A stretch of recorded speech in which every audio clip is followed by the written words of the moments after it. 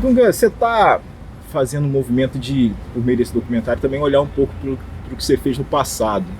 Como é que você está se percebendo?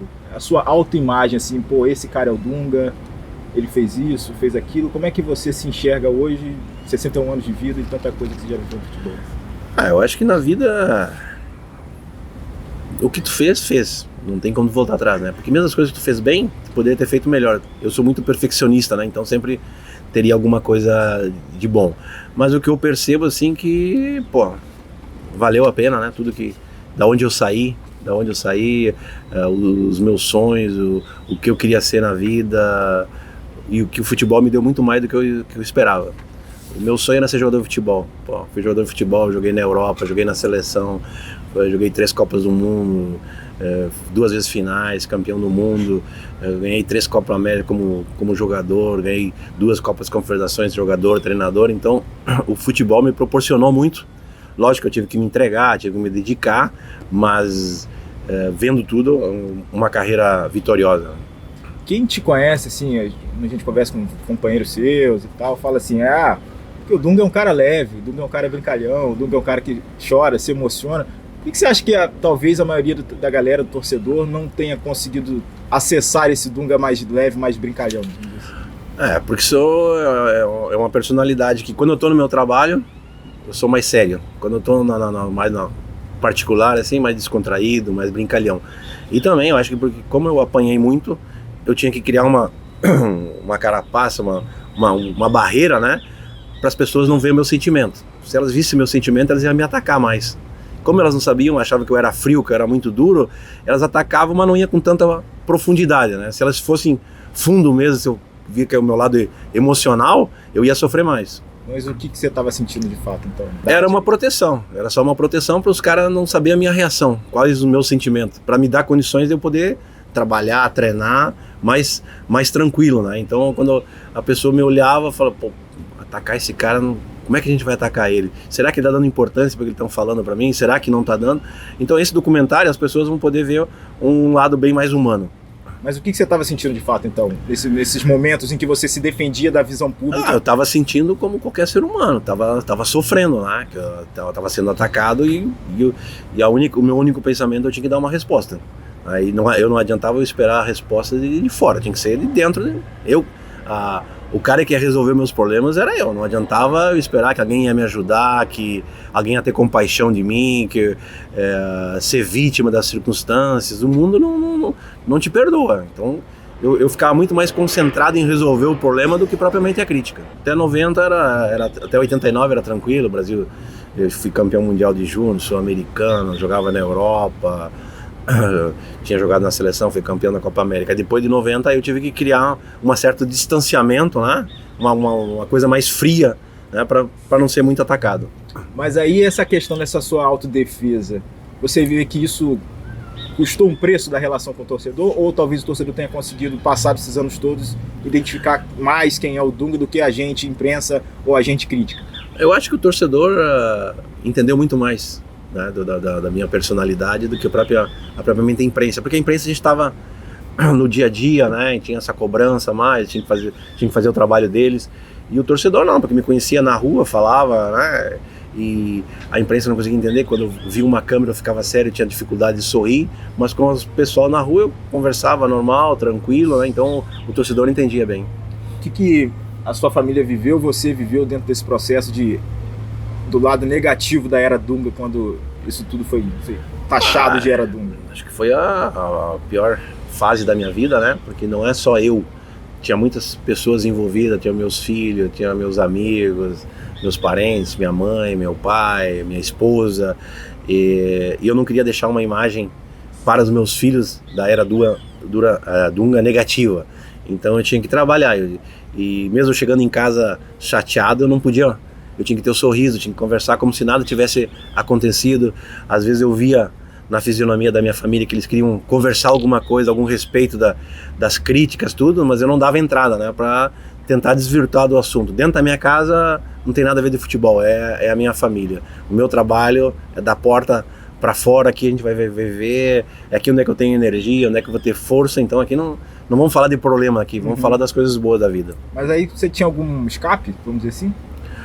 Não, escape não, era estar com a minha família, com meus filhos, brincar, como qualquer pai, brincar com os filhos, fazer churrasco, passear. Lógico que em 90 era duro, porque eu saía na rua com meus filhos, eu ia a Gramado, eu ia no Rio, ia em todo lugar, todas as pessoas te olhavam desconfiado, né? Então, queira ou não queira, isso te atinge a tua família.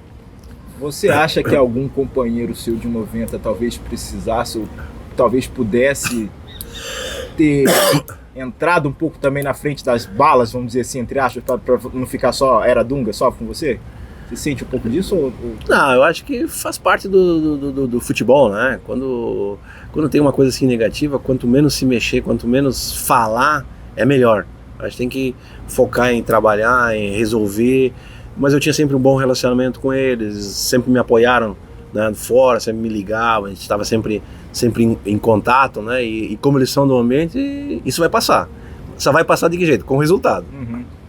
Você falou que criou essa proteção, obviamente em decorrência de 90, mas quando você ganha a Copa de 94 também, a proteção de certa forma continuou. Por que você talvez tenha continuado com essa autodefesa e não tenha conseguido se abrir um pouco mais?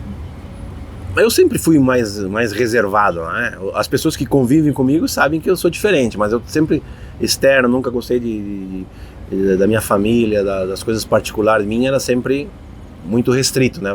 Porque a família não sabe como é o mundo que a gente vive aqui fora. Mas eu tive contato com todo mundo, talvez seja a própria imprensa que criou essa fantasia. Os caras que vinham conversar comigo é normal. Pô, em 94, Trognó, Eldio Macedo, os jornalistas mais da antiga sentavam na mesa conosco lá, contava piada, brincava, falava bobagem, ria, tudo, era normal. Talvez os caras mais de longe que tinham essa percepção. O futebol te cansou, de certo ponto? Não. Desse momento, desse período todo? O futebol não cansa, o futebol tá na veia, me deu tudo que eu tenho até hoje, sou muito grato, né? Só que quando eu vejo umas coisas que eu não vou conseguir mudar, eu tenho que me afastar. Eu não vou ficar batendo numa coisa que as coisas não vão mudar. Quando as pessoas já têm uma ideia fixa, que não, eles falam que nós somos turrão, tudo, mas quando o cara tem uma ideia que ele não consegue respeitar a opinião do outro, fica difícil, então tu acaba se afastando. Mas o que, por exemplo, você acha que deveria mudar e que não tenha conseguido, talvez, ao longo da tua carreira? Não sei se é um conceito, alguma parte conceitual do jogo, alguma questão de autoimagem, de imagem dos outros. O que talvez você tenha passado, tentado mudar e não tenha conseguido? Acho que mudar que o futebol é competição. Tem que jogar para vencer, para ganhar. A vida tu joga isso. E aí os caras são teóricos. Uma coisa linda, beleza. É linda, é bonita, mas não é isso. Tem hora que tu vai chorar, tem hora que vai sofrer, tem hora que tem que brigar, tem hora que tem que discutir. Todo tem um momento, é como a tua família. A tua família não é só flor, rosas, né? Então os caras, futebol bonito, futebol arte, futebol... é resultado. Quando tu vai no médico, tu quer resultado. O teu filho, tu vai na escola, tu quer resultado.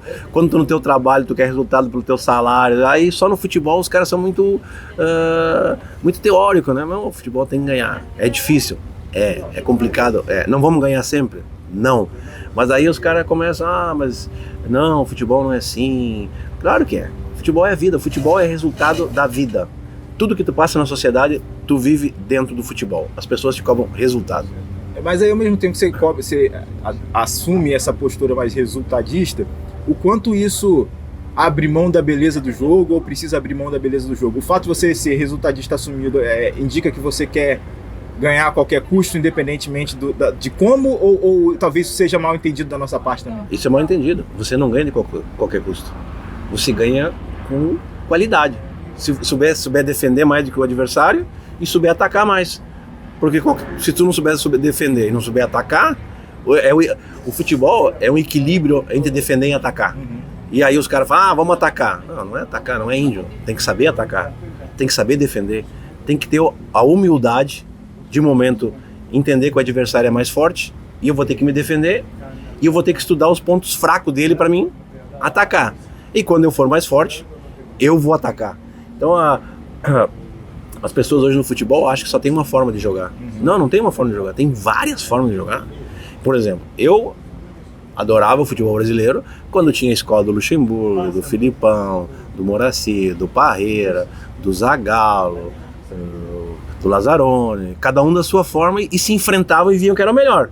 Hoje não, hoje parece que o cara vai na escola, estudou e todo mundo tem que jogar da mesma forma. Se não atrasar a bola pro goleiro não é jogo. Se o lateral não atacar por dentro não é construção. Se o futebol não é intensidade. Se o futebol não é isso. Cara, o futebol não é isso, cara. O futebol brasileiro joga o cara rápido, joga o cara lento, joga o cara alto, joga o cara magro, e os treinadores conseguiam mesclar esse tipo de jogador. Meu, o futebol é tão simples assim, né? Hoje o futebol, tu passa 90 metros, tu chega lá na área do adversário e aí tu recua pro goleiro. E aí é o seguinte, aonde tá meu tesouro? Meu tesouro tá com o goleiro. Aí eu vou trazer todos os bandidos pra dentro do meu gol. Cara, essas pessoas não param pra pensar, tá? O goleiro pode jogar, é uma forma de jogo, mas não vou jogar sempre assim, tá? Eu tenho que tirar a bola daqui. E aí a vida toda eu fui... eu vi o futebol que é o seguinte, pô, o número 10 é o melhor do time. Pô, então o número 10 tem que tocar 20 vezes na bola e o goleiro tem que trocar 5. Se a gente inverter esse papel, porra, o Zico vai tocar 5 e o goleiro vai tocar 30. Não, o Zico tem que tocar 30, o cara que vai decidir o jogo pra mim. A bola tem que chegar o mais rápido possível e em maiores vezes possível no Zico, tem que jogar no meia, no atacante, no cara. E nós temos que sair o time pra pressionar os caras pra bola ficar ali. Não a bola ficar aqui atrás. Entendi. Você nesse documentário, com esse documentário, topar fazer, você tá dando um passo também pra quebrar um pouco essa autodefesa? Esse movimento foi calculado nesse sentido também? Não, eu fui... Na realidade, eu fui procurada para fazer o documentário. No início eu não queria muito. Eu falei, acho que não convém, não mereço muito. Tinha os atritos, tudo. E as pessoas me fizeram ver, né, como seria bom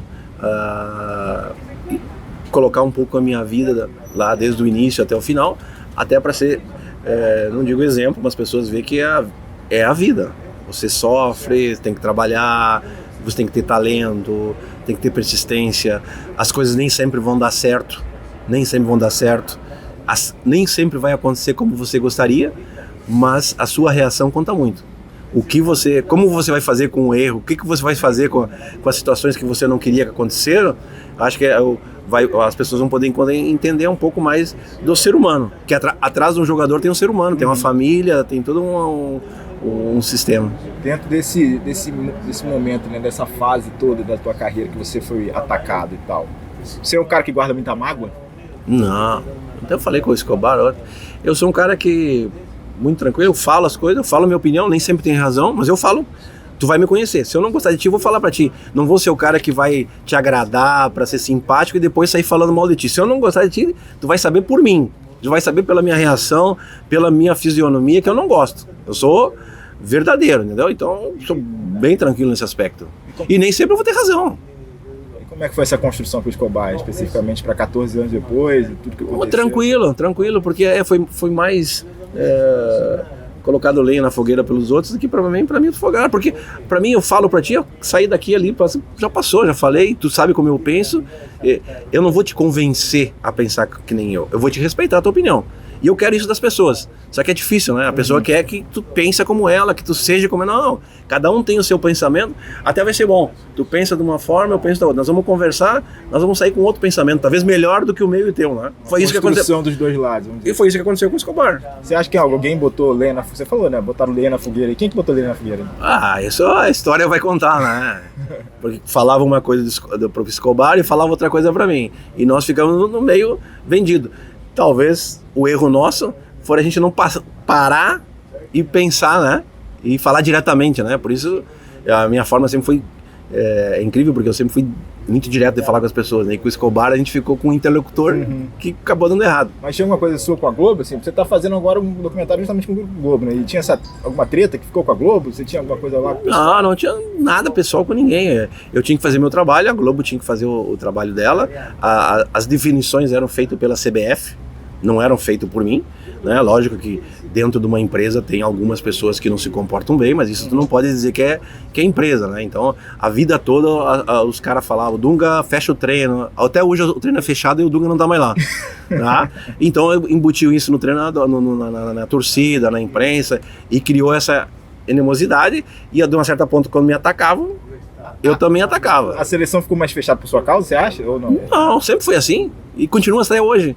Né? Continua até hoje. Por exemplo, eu falei ontem na entrevista, a gente fazendo os exames médicos, aí os caras me atacando porque ninguém entrava no treino, mas tá fazendo exame médico. Quando tu vai fazer exame médico, é a enfermeira e o médico. Não, nem eu entrava no exame médico, porque tem coisas particulares que a gente não tem que saber. Mas os caras para me atacar, para colocar contra o público. Eu fui muito tranquilo, eu dei a chance de todo mundo trabalhar. Tudo era combinado, tudo que foi feito na seleção na minha época, tudo era combinado com a CBF, é o que se faz até hoje, não tem nada de extraordinário, né? Lógico, quando você tem uma empresa que tem muitos programas, cada jornalista quer uma exclusiva, é impossível, né? Dar exclusiva para todo mundo. E aí, lógico, que tem os mal entendido, o cara fala, mas tanto é verdade que não tem nada de uma parte como a outra, como eu estou fazendo com a Globo. Entendi. Futebol te deu mais amigos ou mais inimigos? A maioria dos amigos até hoje, maioria. Não, o futebol me deu todos os amigos, porque os que não são diretamente com o futebol, indiretamente pelo futebol eu fiz amigo. Me abriu as portas pro mundo, todo mundo paga para fazer turismo, tá? O futebol me fez eu conhecer cultura diferente e eu recebi ainda. Teve essa vantagem. Mas teve gente que você acha assim, esse cara eu não quero nem falar, não quero estar perto, assim, o lado negativo disso tudo. Não tenho isso comigo. Posso até não gostar do cara, mas eu respeito ele, tá? E se tiver que falar, falo normalmente. Agora é diferente do cara querer conviver comigo, não vai conviver. Agora se a gente estiver num lugar social, vou cumprimentar, vou falar, numa boa, sem tranco. Como é que você forjou essa característica sua de liderança? Como é que você... Acho que vem de infância, né? A minha família, meu pai trabalhava de dia e de noite, minha mãe trabalhava de dia e estudava de noite, a minha irmã trabalhava, então para a família estar unida ao meio-dia, cada um tinha que fazer uma tarefa. E aí com o passar do tempo, eu fui entendendo que sozinho você não ganha, você é bom em alguma coisa. E o mais interessante que eu fui aprender, que o que nos une não é as nossas qualidades, são os nossos defeitos. Porque se eu tenho um defeito e tu tem uma qualidade, eu preciso juntar essas duas partes para eu vencer. Então, como liderança, eu tenho que juntar. Sozinho, eu não sei fazer gol. O Romário sabe fazer gol. Eu não sei defender. O Taffarel sabe defender. Então, eu tinha que juntar essas peças, né, para um bom ambiente para ganhar. Ninguém ganha sozinho, né? Todo mundo tem que ter uma... E principalmente como liderança, eu fui sempre um cara que eu nunca fui de convencer as pessoas. Eu fui de conscientizar cada um da sua importância dentro da equipe. Porque convencer, quando tu vira as costas, o cara faz o que bem entende. Se o cara conscientizar da importância dele, do talento dele, e muitas vezes também o líder tem que conscientizar do teu potencial. Às vezes o cara que está lá, nem ele próprio acredita no que ele é capaz de fazer. Então esse é um papel do líder, amparar as arestas, né? Como eu fazia essa ligação com o treinador e com o jogador, eu sabia quando o treinador não gostava de um comportamento do jogador, vice-versa, aí eu ia lá e antes de acontecer o problema, eu tentava solucionar o problema e aproximar essas pessoas. Olha, tenta mudar um pouquinho, não precisa, só muda, só se adapta, é um sorriso. Então esse tipo de coisa era interessante. Como é que você aprendeu a lidar com o Romário? Eu acho com transparência e honestidade, né? Quando eu cheguei no Vasco, teve uma reunião lá de 2 horas, aquelas reuniões chatas, que os caras não queriam que o Romário jogasse, porque ele não voltava a marcar, né? Aí eu falei, aí na reunião, eu era amigo do Giovani, que jogava na seleção com o Giovani, e o Giovani era amigo do Romário. Aí eu cheguei no Vasco, o Giovani deve ter falado com o Romário, tudo, né? E, cara, e no futebol como na vida, tem os caras que tu confia, tem que não confia, o cara que vai falar direto, mesmo que tu não gosta. E aí na reunião eu falei, qual é o problema? É o Romário? E aí todo mundo, o Dunga vai detonar o Romário. Eu falei, bom, por enquanto ele estiver fazendo do gol, deixa ele quieto lá, eu corro por ele. Cara, a gente tem que ganhar, meu filho. A gente tem que ganhar, não importa quem faça o gol, quem defende, Essa é a inteligência de um grupo experiente. O jornalista fala muito, o grupo é experiente, o cara é experiente. O cara pode ter 50 anos e não é experiente, continua fazendo as mesmas coisas. Experiência é o que tu faz com o teu erro. Se tu com o teu erro tu melhorou, tu é um cara experiente. Às vezes o cara bate no peito, eu sou experiente, tem 60 anos, continua fazendo os mesmos erros. Então tu ter essa percepção, cara, a gente precisava dele, ele precisava fazer gol, essa é a função dele, vamos deixar o cara tranquilo, não vamos incomodar o cara, vamos lá, vamos conversar, né? Vai embora. Você acha que foi aí que você ganhou o Romário? Foi você era 88, 89? 87. Aí eu acho que tu vai adquirindo confiança, né, meu? O cara fala a verdade, não é só também, eu falava a verdade, tá errando, tá acertando, tudo. Ele falava pra mim também, né, da mesma forma. Então isso tu vai criando, no dia a dia, é que tu vai criando a liderança. Às vezes os caras querem formar, não, o líder é com as suas atitudes que perante o grupo, né, as tomadas de decisões, as coisas que acontecem no dia a dia. E pra 94 você precisou arrochar mais isso? Não. Como é que funcionou essa engrenagem da sua liderança? Até porque você não era... Primeiro você não era titular nas eliminatórias, depois virou titular. E aí primeiro você não era o capitão, aí depois virou capitão. Como é que foi esse processo para você calibrar bem a sua liderança dentro de 94? A liderança é a diferença de capitão, né? Não precisa usar a faixa de capitão para ser líder, né? Para tomar as decisões dentro do grupo. O grupo já me conhecia, a gente veio lá, Jorginho, Bebeto, desde 82 nós jogávamos junto, né? Aí depois veio a Copa 89, todo mundo já se conhecia como cada um. E eu acho que o Romário foi simples, né, cara? Foi o fato mais interessante, conscientizado daquilo que ele queria, né, meu? Daquele que ele queria. Ele queria ser campeão do mundo, queria ser o melhor jogador, né? Então, você conscientizar o cara, focar naquilo que ele quer. Porque assim, tem jogadores que são polêmicos e conseguem reagir. São jogadores que querem ser polêmicos, mas não conseguem reagir. Ele não é acostumado, a personalidade dele não é essa. Então é você filtrar isso, né? Mas não era só eu, era todo o grupo, né? Nós reunia, conversava, Romário, concentra, o que tu quer? Vamos lá então, vamos te ajudar. Tu vai fazer o melhor do mundo, tu vai fazer o goleador, e tu vai nos ajudar fazendo gol. Sim. Você era o cara que contava piada também? A gente não sabia disso? Também, todo mundo. Mas ele disse que as suas piadas eram meio ruins. Você já falou isso? Mais ou menos, cara. A gente tinha um grupo muito, muito bom, assim, que as pessoas acham que é só ganhar, chegar em campo, né? Cara, depois do treino, depois dos jogos, depois da janta, nós se reunia e via o que nós podíamos melhorar.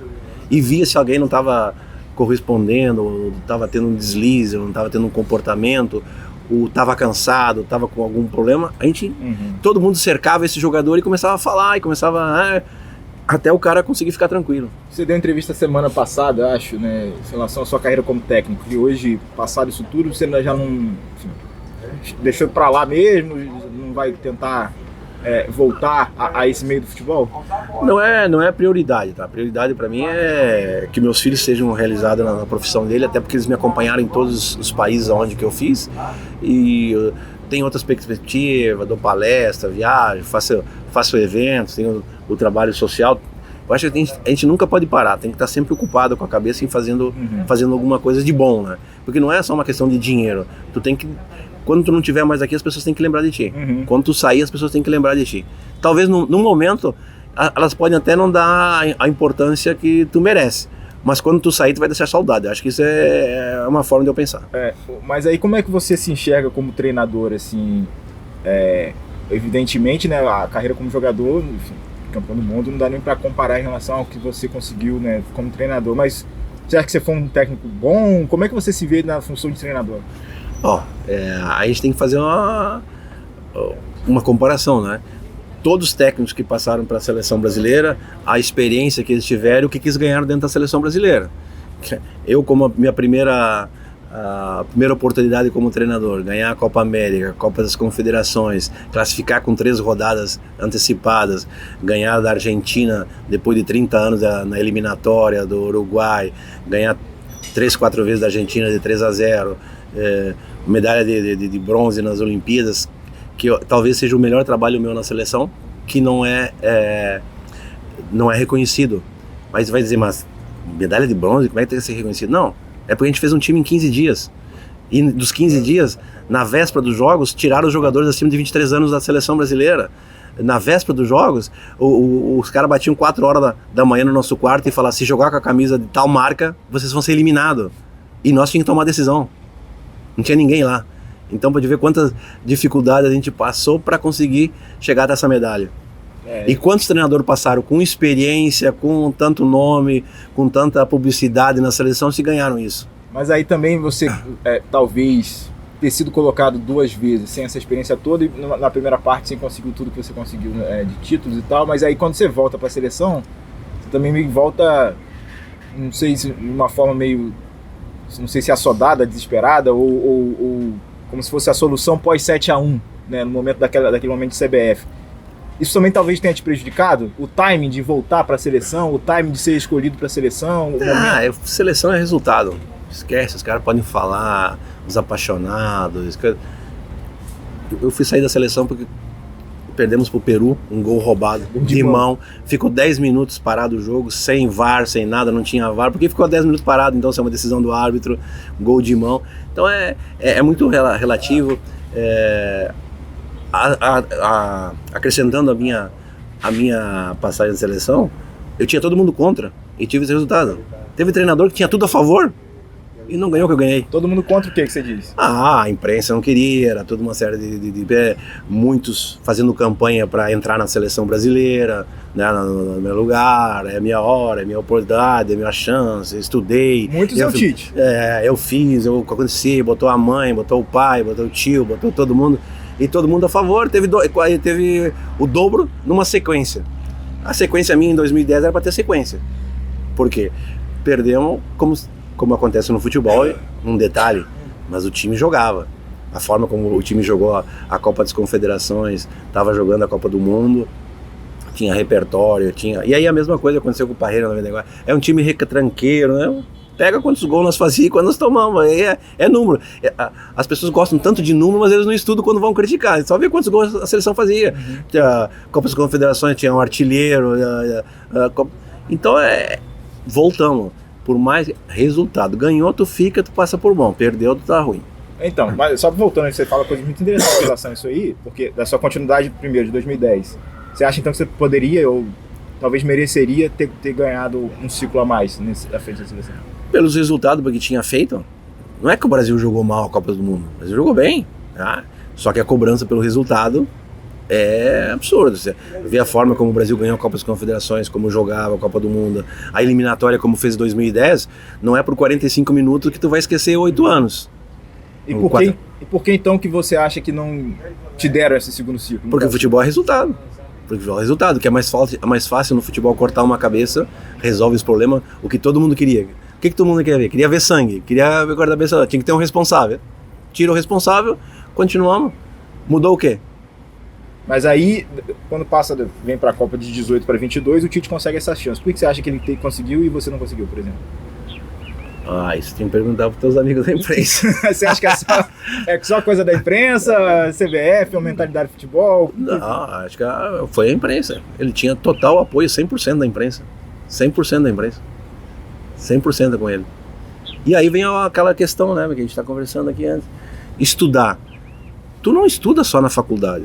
Tu não estuda só na escola. Nós estamos conversando aqui, estamos estudando. Estamos trocando ideia, estamos tendo ideias novas, estamos acrescentando alguma coisa, tá vendo o jogo, tá vendo isso. Então, as pessoas, hoje em dia no futebol brasileiro, são dois fatores para te ser treinador no Brasil hoje, tá? 2 fatores são importantes no Brasil hoje. Primeiro fator, eu estudei. Tu é treinador. Segundo, tiver um passaporte europeu, tu é treinador. E vamos acrescentar a terceira. Eu fui lá fora fazer um curso. Nós temos tetracampeão. Nós temos Filipão, Muricy, Zagallo. Olha quantos caras nós temos no Brasil. E aí, por que tudo lá? Lógico, tem que ser bem. Os caras são bons também, os caras tem gente boa. Mas não é todo mundo. Por que a gente não faz um paragone de quantos treinadores vieram para o Brasil estrangeiro e quantos deram certo? Então, mas aí você seria contra, então, que a gente vai olhar para o topo, vai olhar para os últimos anos, Abel Ferreira, Jorge Jesus, são os que deram certo, vamos dizer assim, agora Arthur Jorge no Botafogo. Bom, Renato ganhou no Flamengo, Rogério Ceni ganhou no Flamengo, o Cuca ganhou no Atlético Mineiro. Não, tem vários treinadores que ganharam brasileiro também. E aí, o material humano, o que tu tem, qual é a qualidade que tem de jogadores, né? Mas por que você acha que esses caras estrangeiros estão ganhando moral também, em relação ao que a gente produz de treinador? Porque é uma bengala do futebol brasileiro. Tu quer resolver teus problemas, tu traz um treinador estrangeiro, tu resolveu. Veja bem, eu não sou contra treinador estrangeiro, porque eu fui jogador estrangeiro. Jogador e treinador estrangeiro tem que fazer a diferença e tem que deixar um legado pro futebol brasileiro. quando ele sair daqui, a gente tem que ter aprendido alguma coisa com eles. Por exemplo, eu não posso trazer um jogador estrangeiro e deixar na reserva. Por casualidade, ele até pode ficar na reserva, mas se ele vem para ficar na reserva, pô, eu investi 10 anos num jogador da base e eu não vou dar oportunidade agora que eu deixo o jogador jogar da base e jogar, vou trazer um cara de fora para reserva. Então isso é uma bengala do futebol brasileiro. Se tu trouxer o cara para jogar, que vai fazer diferença, que vai ser o melhor do time, pô, perfeito, porque os jovens vão estar vendo esse jogador, como o D'Alessandro no Inter, os jovens se inspiram, competitividade, profissionalismo, como jogar, vamos fazer o Lugano no São Paulo, os zagueiros se inspiravam, força física, posicionamento.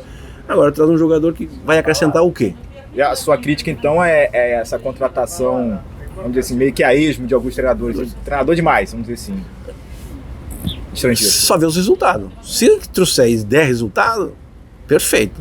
Trouxer novidade, trouxer conhecimento, trouxer bem. Agora, eu fico incomodado assim que o treinador brasileiro, se ele é vice-campeão, pô, leva pau de tudo. O estrangeiro é vice-campeão, pô, que baita campeonato o cara fez. Aí o cara luta pra não cair, se salva, bah, que baita trabalho. O brasileiro lutou pra não cair, se salva, é ruim. Ah, tu viu, ele tinha que ser campeão. Ele, pô, não é. Essa 2 pesos e 2 medidas, né? Entendi. E pra seleção brasileira? Nós passamos 3 anos falando no Ancelotti. Pô, isso é uma carga pro treinador da seleção.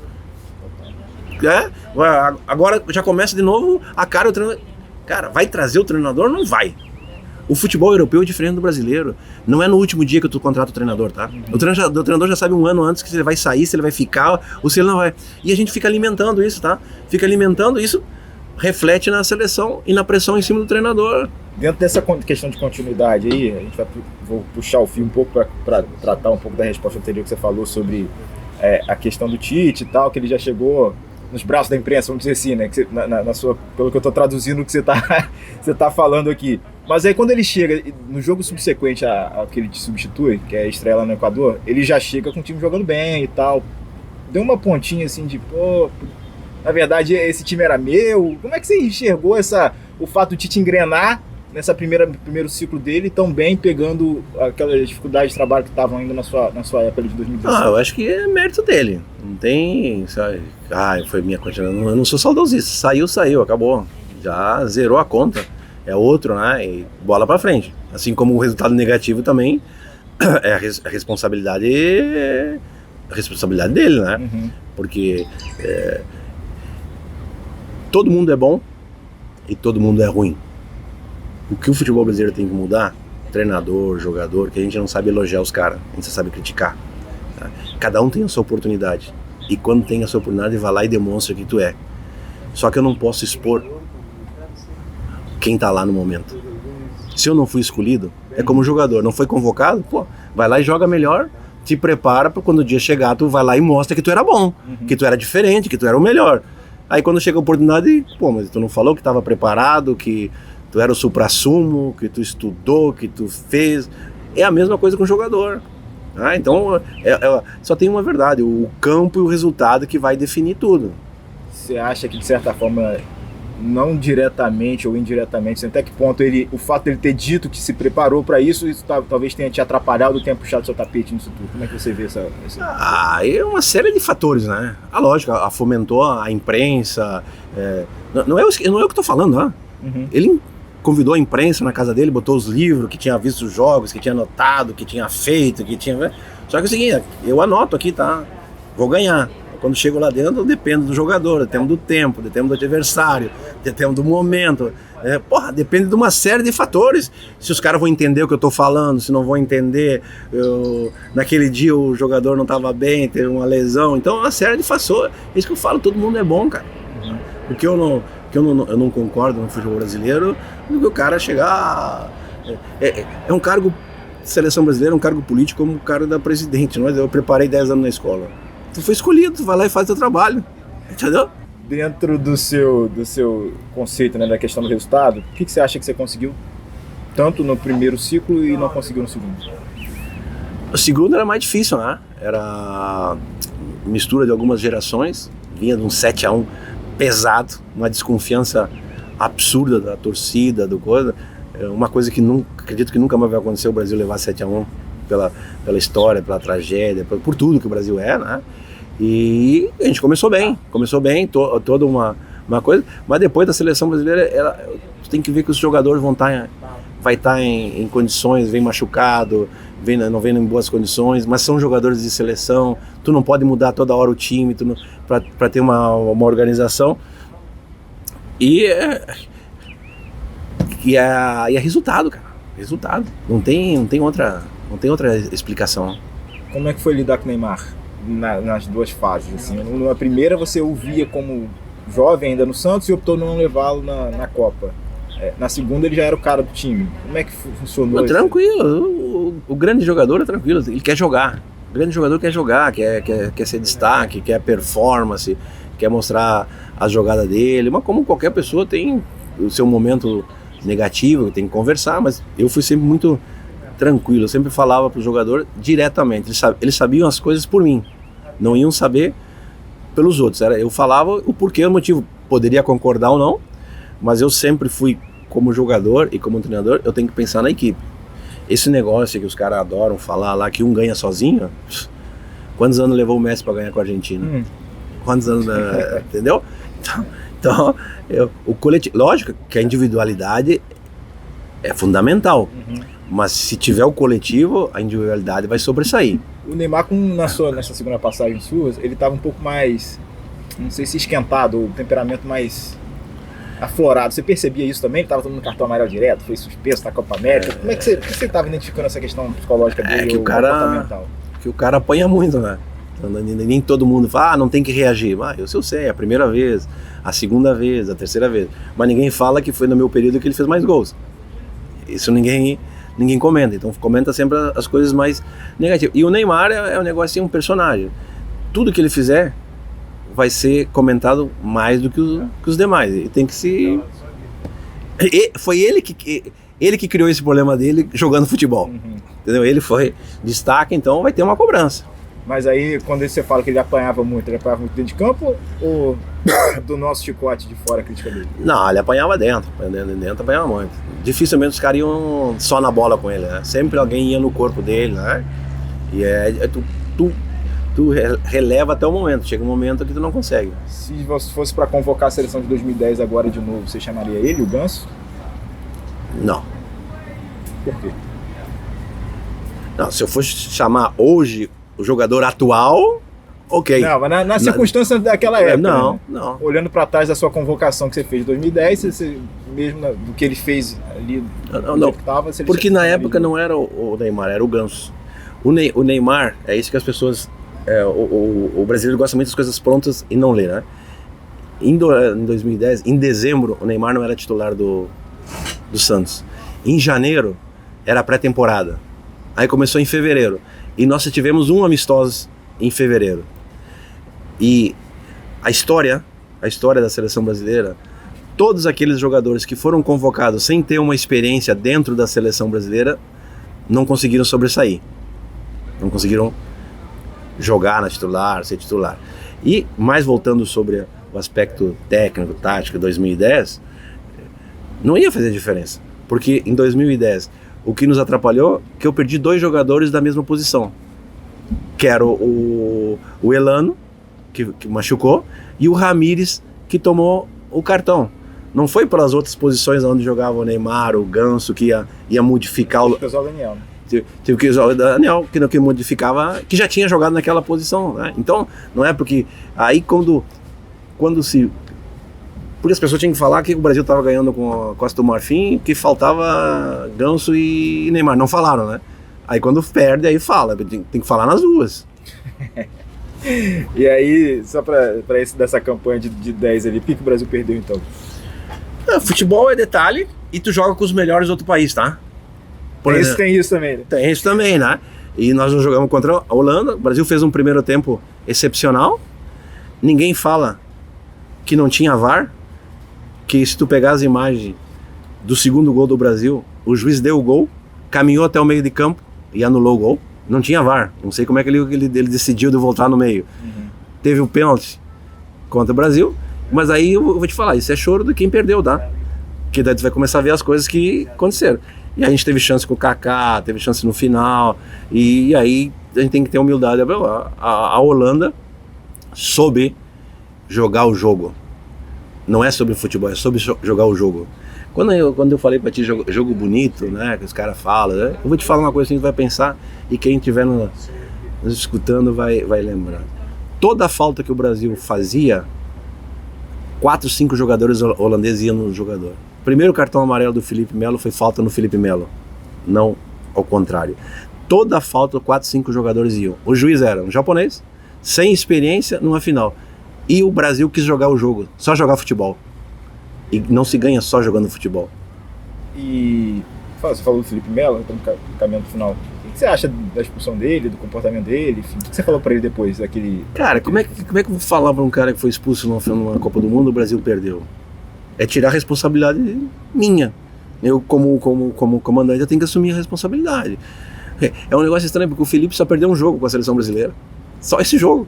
Aí tu vai me dizer, mas só esse? Mas é só esse, cara. E assim, um dos pontos fortes nosso era a defesa, a gente tomou gol. Acontece. Faz parte do futebol. E tu joga contra os melhores, não joga contra ninguém, né? Mas eu torno a repetir. Quando o cara fica falando, jogo bonito, né? Olha como a Holanda jogou. Olha cada falta que eles faziam, quantos iam no juiz, olha a cobrança, né? Então tem que saber. Olha o futebol argentino. Presta no futebol argentino. Às vezes tu tem que jogar, jogamos, queremos jogar, vamos jogar. Mas tem hora que tu tem que te impor. Uhum. Desse grupo seu de 2010, aí numa questão mais social aí, e eu não estou vinculando a você, obviamente, nada disso, mas curiosamente você foi contemporâneo de 2 caras que posteriormente, né, o Daniel Alves e o Robinho, que se envolveram em situações lamentáveis e estão condenados hoje por conta de situações envolvendo estupro, enfim. Como é que você que treinou os caras, conviveu com eles, você enxerga esse desfecho da carreira deles, da figura pública deles, dos jogadores que eles foram parar em página policial? A gente só tem a lamentar. Só que quando estiveram comigo na seleção, tiveram comportamento exemplar, eram os caras do bem, sempre se comportaram altamente profissional. Não gostaríamos não é o Robinho, Daniel, que o futebol fosse envolvido nesse tipo de polêmica, né? O mundo mudou muito, né? E tudo que se relaciona ao futebol tem uma repercussão muito, muito grande, né? E que os mais jovens prestem muita atenção, né? Que as coisas evoluíram, né? E tem que saber o certo e o errado. Uhum. Mas também, como eu falo sempre, todo mundo quer julgar, tá? Todo mundo quer julgar. Vamos lembrar que eles também têm família, que da outra parte também tem família, né? E só julgar, a gente tem que ajudar os caras a recuperar, a crescer, a evoluir. Entendi. Dentro desse aspecto também de posicionamento público, né? Você é um cara que publicamente teve um apoio declarado, enfim, não esconde isso do seu posicionamento político, né? O Bolsonaro e tal. Como é que você se vê como... Não sei se você se enxerga como influenciador politicamente falando. Como é que você se coloca disso? Como é que você avalia seu próprio posicionamento político hoje em dia? Eu não defendo pessoas, eu defendo ideias. Porque as pessoas mudam, o tempo passa, uma série de fatores. Então, a minha forma eu defendo ideias. E a primeira ideia que eu defendo é trabalho, dignidade. Tu não deve depender de ninguém. Eu não devo depender de ninguém, eu devo depender de mim, do meu trabalho. Então, já começa nesse aspecto, né? E o Brasil está muito dividido, A ou B. Não tem o A ou B. Tem horas que o A está errado, tem horas que o B está errado, tem horas que o A está certo, tem horas que o B... Então, nós temos que dividir ideias. O certo é o certo. Não existe certo meio errado. Não. Tem que ser ideias. Se for... E eu sempre defendia o coletivo. Se for bom para o coletivo, vamos apoiar. Mas mesmo quando tu não digo nem apoio, tu não concorda com uma coisa, tu tem que torcer pelo Brasil, tu tem que torcer pelo Inter, tem que torcer pelo Flamengo, tem que torcer porque tu não vai torcer pro teu time perder, né? Então as pessoas se vinculam muito, eu tenho várias pessoas que a gente conversa, eu falo ideias, porque a gente vê que algumas pessoas ontem era inimigo, hoje estão sentando na mesa, jantando junto e como se nada tivesse acontecido.